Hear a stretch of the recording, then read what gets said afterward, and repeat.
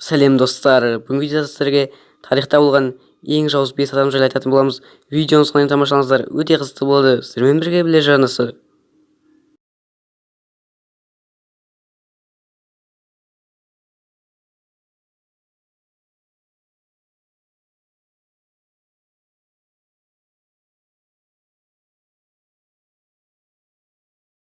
Берілетін әртүрлі аурулардың адамдарға зорлау арқылы гонорея немесе мерез ауруының жұқтыруы арқылы зерттеген.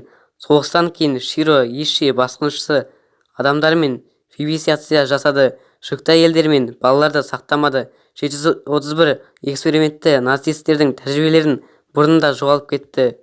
Тегі этимологиясы атақты неміс филологы, ономастика саласының маманы Макс Готшалдың 1882-1952 айтуынша Гитлер фамилиясы Гитлердің фамилиясына ұқсас болған. Қамқоршы мүмкін орманшы Вальдхютер және гестапо және нацистік партияның басшылығының қылмыстық деп таныды. Гитлер Еуропада екінші дүниежүзілік соғыстың басталуының басты себептерінің бірі болды. Оның есімі нацистік режимнің Германияда да олжалап алған территориялардың, соның ішінде Холокостта да адамзатқа қарсы жасаған көптеген қылмыстармен байланысты. Ян Цзин жас кезінде актриса ретінде бастаған. Бұл әйел Қытай коммунистік диктаторының Мао Цзедунның әйелі болған. Коммунистік партияның ішінде бұрын соңды болмаған биіктерге жетті. Кейбір мәліметтер Широ Иши екінші Қытай-Жапон соғысы кезінде Жапон империясының армиясының генерал-лейтенанты болды. Ол микробиолог болды. Киотодағы университетте медицина саласында оқыды. Ал 1938 жылы ол Жапония әскерінде арналған құпия жоспарында аясында эксперименттер жүргізе бастады. 4 жылдан кейін 731 отряды құлады. Ол тірі жоғалып кетті, немесе көптеген жылдар өткен соң мүлдем басқа елге оралды. Сонымен қатар КСРО-да дәрігерлер ісі мен Ленинград ісін қамтыды. Тазарту болды. Ұлы террор жылдарында қанша адам атылған есептеу қиын, әзірге толық мәліметтер жариялаған жоқ. Бірақ заң жүзінде мыңдаған адамдарға жатса, ондағанға дейін барды.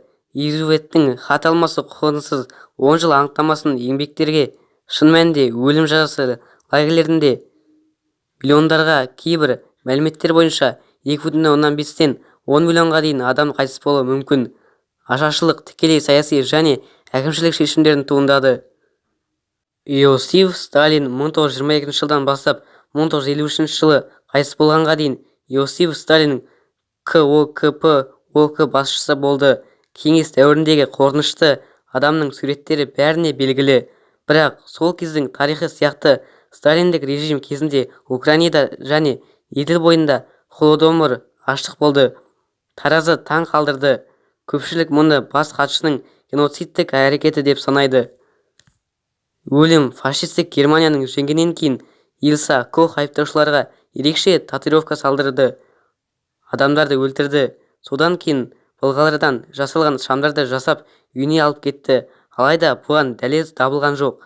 Соғыстан кейін Ильса Кох қамауға алынды. Ол 1967 жылы камерадан өзін-өзін асып өлтірді.